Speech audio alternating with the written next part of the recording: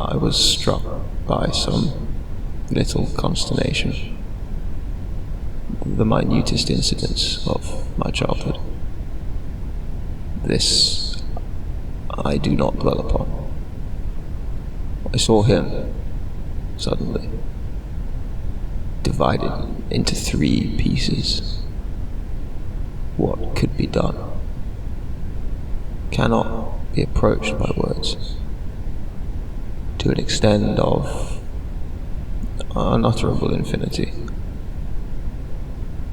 The sense of space, and in the end, the sense of time, were both powerfully affected in gorgeous spectacles. For this, and all other changes in my dreams, depths below depths, millennium past, like writings in sympathetic ink. Yes, there lies the fountain of human oblivion. Yes, there, time,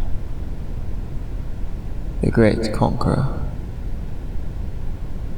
now pacified. The vapors had receded. The inscription remains forever, just as the stars. The sublime circumstance.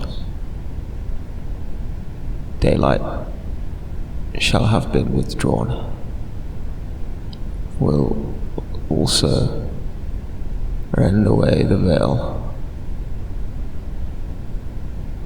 to recollect them with innumerable faces. Space swelled, landscapes exhibited in disproportions. So vast, space swelled. This did not disturb me. An animal deprived of the brain is a machine. Those that eat now, who never ate before, and those that always ate, now eat more.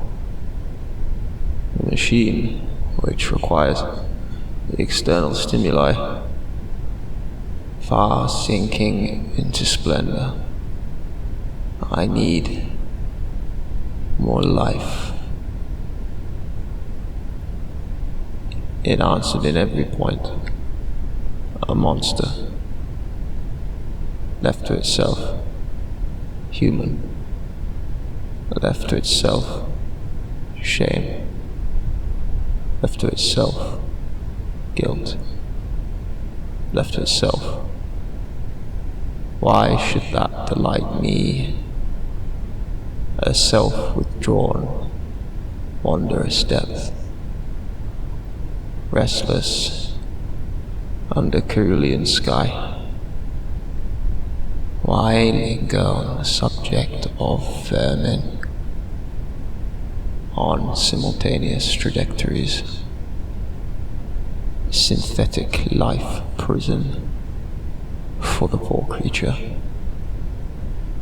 Suffers from the decay of solitude, almost preternaturally. The machine, an uninjured animal, renders it capable of moving and acting. Self-awareness gaze. Follow my path. I feel assured that there is no such thing as forgetting between our present consciousness and the secret inscriptions on the mind, like those dots simulating humans, a totally blackened apparition, or triumph of time, uplifted here without end. The pursuit seemed to go on from the ruined corpse to the throne that could not be ruined, gathering frost like the grief of that child, confounded by new light. Aeons, on this single occasion, the worm was at my heart, to kill in one mouthful. Passions coextensive in the animal, the earthly, we shall be changed. Eventually, at the side of my grave, the affliction not remote, but present, not spiritual, but human. This great barrage of woe, I tormented those blue depths with obstinate scrutiny, exalting the colors of dream scenery into the chambers of air through a dreadful chasm of separation, over voices of choir, under lulling transfiguration, in essential solitude, sudden interpolation to rapturous effect, makes no difference at all in that world. For a moment, touched by the bones of hope, settles that dust of affliction, and it was plain that despair, at last, that chorus, finally fret itself to sleep. Frail by our earthly nature, the storm now pacified, wrought to submission, a light acquiesced that comes and goes, that very sweetness impassioned on the mind, come quietly into a languishing, has struck you. You are rapture and passion. Perilous is that crisis, when we stretch out our arms in welcome, those that have vanished, a catastrophe of its own natural course, the vortex of the merely human, but why should that bring sympathy? I'm sorry.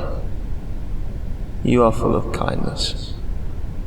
I am separate, a glorious, selfish object. Immemorable convulsions, another mode of sorrow, simplicity in motion. Seek water, at last. They want to rest. Ascend with the birds, suspended in their lakes, reverberating shock, again and again and again. Those formations of the human system, with something like remorse, but that I could not know.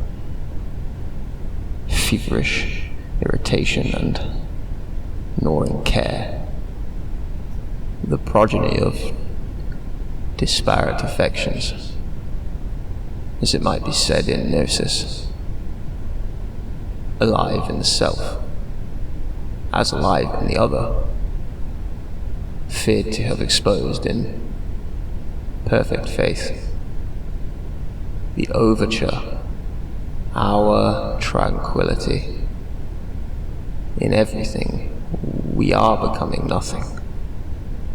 How many? How long? A heart. Some killing mystery in the absurd.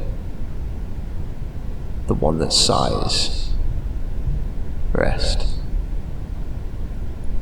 Damaged or deranged. Those fine threads. The metropolis.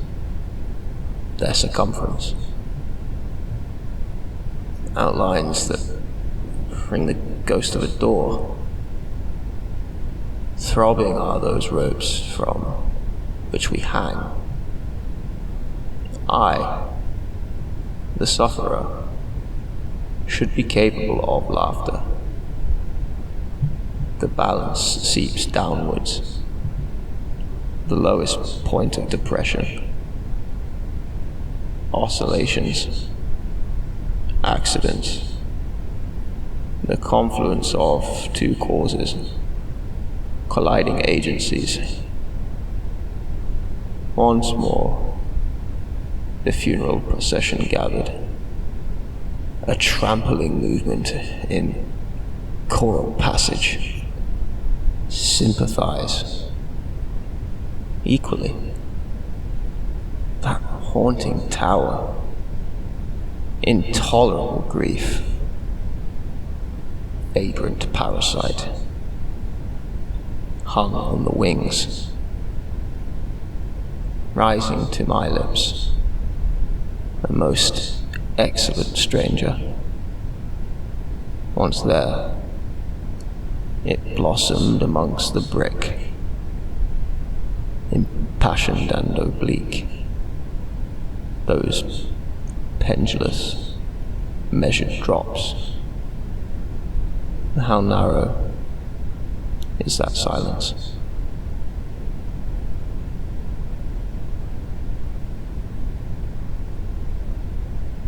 In the sublime vessel of human life, expanding, lustrous chamber, marred by self-dominion, the dreaming organ in connection with the heart, eye, and ear, forces infinity into its chambers, bearing a master key for every corridor.